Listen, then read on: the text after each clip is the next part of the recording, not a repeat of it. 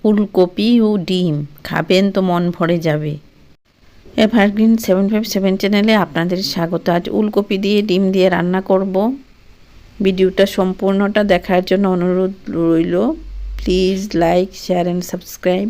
এর জন্য ফুলকপি আর টমেটো নিয়েছি, কচি কচি ফুলকপি নিয়েছি, মশলা নিয়েছি পেঁয়াজ, রসুন, ধনে হাফ চামচ, মৌরি হাফ চামচ, জল দিয়ে মেশিনে পেস্ট করে নেব। শিল নোড়ায়ও করা যায়। এদিকে ফুলকপি, আলু, টমেটো বিচি ফেলে দিয়ে সুন্দর করে ধুয়ে রেখেছি সব কিছু। কড়াই গরম বসিয়েছি, কড়াইতে সর্ষের তেল দিচ্ছি। তেলটা ভালো করে গরম হবে, অল্প তেলে রান্না হবে। তেলটা মাখিয়ে নিচ্ছি, কাঁচা তেলের গন্ধ করবে না হলে। তেলটা ভালো করে গরম করে নিলাম। এখন ডিমের অমলেট তৈরি করছি। একটা ডিম এখানে ভেঙে নুন দিয়ে মিশিয়ে দিয়ে দিলাম, অমলেট হবে। এভাবে করে করে অমলেটটা করে নেব। অমলেট করে নিলাম, আরও একটু ভাজা হবে। উল্টিয়ে দিলাম। অমলেটটা 2 টুকরো করে নেব। এভাবেই টুকরো করে নিতে হবে সবগুলি ডিমের অমলেট। এগুলি ভাজা হওয়ার পর তুলে নেব। এখন তুলে নেব।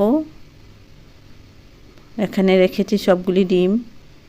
কড়াইতে আবার তেল দিলাম অল্প পরিমাণে। তেলটা মাখিয়ে নিচ্ছি, না হলে কাঁচা তেলের গন্ধ করবে। সর্ষের তেলে কাঁচা তেলের গন্ধ করে। সর্ষের তেলটা ভালো করে গরম করতে হয়। এই তেলে ফুলকপি আর আলু দিয়ে দেব। এখানে এগুলি ভাজা হবে। নুন দেব পরিমাণ মতো, হলুদ দেব পরিমাণ মতো। নুন হলুদটা মিশিয়ে ফুলকপিটা ভাজা করে নেব। নুন হলুদটা মিশিয়ে নিচ্ছি। খুব সুন্দর একটা রেসিপি শেয়ার করছি। আপনাদের ভালো লাগলে বন্ধুদের মধ্যে শেয়ার করবেন। ঢাকা দিয়ে দিতে হবে। ঢাকনাটা তুললাম, কিছুক্ষণ নাড়াচাড়া করেছি, তারপর ঢাকনাটা তুলে এরকম হয়েছে ভাজাটা, মানে আর লাগবে না, ভাজা হয়ে গেছে। তুলে নেব। কড়াইতে আবার তেল দিলাম অল্প পরিমাণে। তেলটা মাখিয়ে নিচ্ছি। সর্ষের তেলটা ভালো করে পরিষ্কার করে গরম করতে হয়, না হলে কাঁচা তেলের গন্ধ করে। তাই তেলটা ভালো করে গরম করে নিচ্ছি। তেল গরম হয়ে গেছে। এখন এখানে তেজপাতা দিয়ে দেব তেলের মধ্যে। তেজপাতাটা এখানে তেল আছে, তেলের মধ্যে দিয়ে দিলাম, আবার তুলে নিলাম, ভাজা হয়ে যাবে। মশলা দেব তেলের মধ্যে।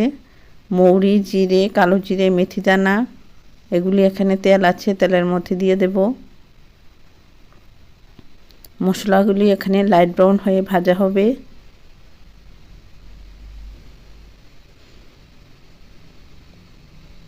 মৌরিটা ভালো করে ভাজা হতে হবে, লালটি লালটি হয়ে।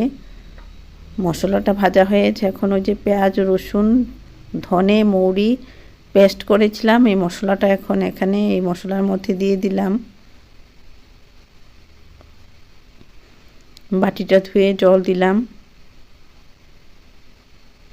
হলুদ দিয়ে দিলাম। হলুদ মশলা মিশিয়ে কষিয়ে নেব।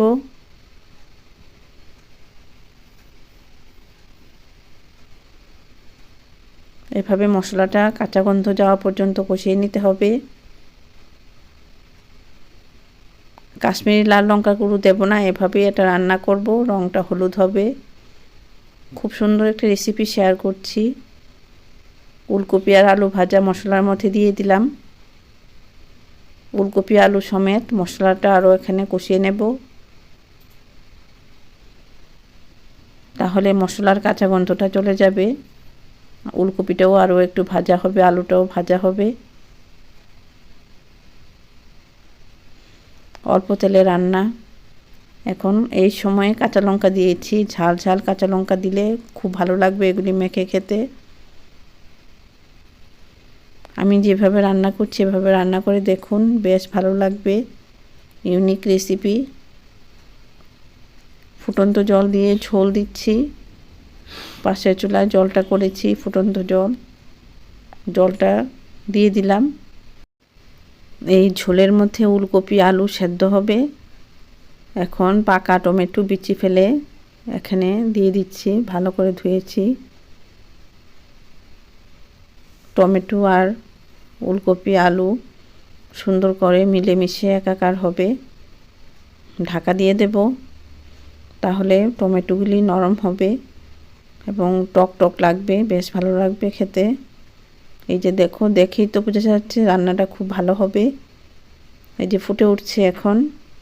ডিমের অমলেট যে করেছিলাম 2 টুকরো করেছি, ডিমের অমলেটগুলি এখন ঝোলের মধ্যে দিয়ে দিচ্ছি। ডিমের অমলেটগুলি ফুলে উঠবে, ঢাকা দিয়ে দেব। এভাবে একদিন রান্না করে খাবেন, আমার খুব ইচ্ছে। সুন্দর একটা পদ তৈরি হচ্ছে। নুন দিয়ে দিচ্ছি এই পরিমাণে, নুনটা মিশিয়ে দিলাম। ডিমগুলি অমলেট হয়েছে, অমলেটগুলি ফুলে উঠবে, উঠিয়ে পাল্টিয়ে ঝোলের মধ্যে দিয়ে দিচ্ছি। রস ঢুকবে, মশলার রস, খেতে দারুণ লাগবে। কিছুক্ষণের জন্য ঢাকা দিয়ে রাখবো, 5 মিনিট ঢাকা দেওয়া থাকবে। ফুলে উঠবে, ডিমগুলি রসালো হবে। উলকপি আর আলু কীরকম সেদ্ধ হলো দেখে নেব। এগুলি সেদ্ধ হয়ে গেছে। এখন রান্নাটা প্রায় শেষের দিকে, আরও একটু ঢাকা দিয়ে দেব। এভাবেই থাকবে। আপনারা ভালো থাকুন, সুস্থ থাকুন, বন্ধুদের মধ্যে শেয়ার করুন। ধন্যবাদ।